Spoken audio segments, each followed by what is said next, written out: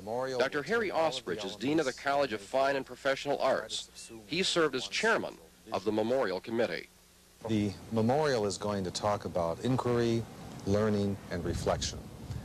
The memorial will take all of the elements of May 4th and try to subsume them into one central visual statement. The significance is something really like that.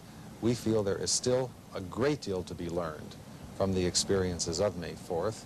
We believe that when people come and experience the memorial, they will not only learn what has happened, what the events were all about, but it will also cause them to reflect and think about the future. And if indeed our culture today, civilization, if I may say, is going again to yield this kind of event that caused this great tragedy 15 years ago. Basically then the memorial will try to personify and illustrate the real meaning and significance of the event by learning, thinking, and reflection.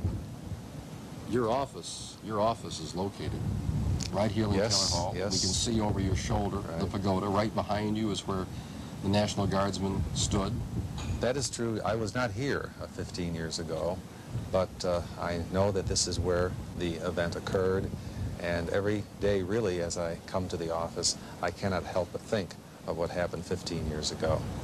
How about the students with whom you interact today? Is it real for them? Well, so many of the students, of course, many of the students don't remember the events. They're much too young. But there are students here who still, based on the visibility of the events, there's a statement in the catalog, it's part of the culture of Kent State. They want to find out about it. They want to learn. And I think that the memorial will help them do just that. The national institution, I think our responsibility in terms of memorializing May 4th is really an educational process. And that's why I'm so happy that the committee came up with the kind of recommendation they did come up to emphasize learning and reflection. A memorial is fine, and the orientation program is fine too. But you know, other than that, it shouldn't be carried on, you know, as a chip on our shoulder or something like that.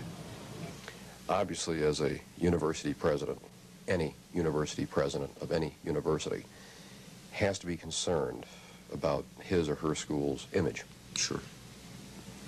Is there any element of counterproductivity in the constant remembrance of those few days 15 years ago? Does that work against the kind of image that you want to have of Kent State in 1985, 1986, 1987? I think up until recently it did. In the last several years, I think it's diminished considerably. Let me put it to you this way, and I don't think this analogy is inept. For a large portion of the 15-year period, the university, in the public view, in some quarters at least, was looked upon almost as a rape victim that was being blamed for the rape.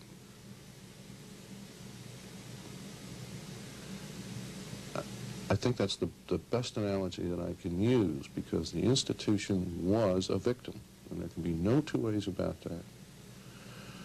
And then some people, as in the case of some rape victims, blame the institution for its own victimization. That's what we've had to confront and deal with over a period of years. I think in more recent years, in the last 3-4 years, I think that's diminished considerably. But the very fact that you're in my office talking to me about it today indicates that this institution cannot separate itself from its past. And I think that pretty much says it. No matter with whom you speak, when you say Kent State, eventually May 4th, 1970 comes up. Yes, it's very interesting because the question comes up exactly as you posed it. When it comes up, which is often, it comes up as, do the events of May 1970 still affect the university? And my answer to that is that insofar as you have asked that question, the answer is yes. And probably always will. It may always be, yeah. That's why I think the response from those people who say, why don't we just put it in the past and make it go away, is inappropriate You can't put it in the past. You can't make it go away any more than I can stop being who I am. It's a permanent part of the legacy, essentially. It really is. It's our history.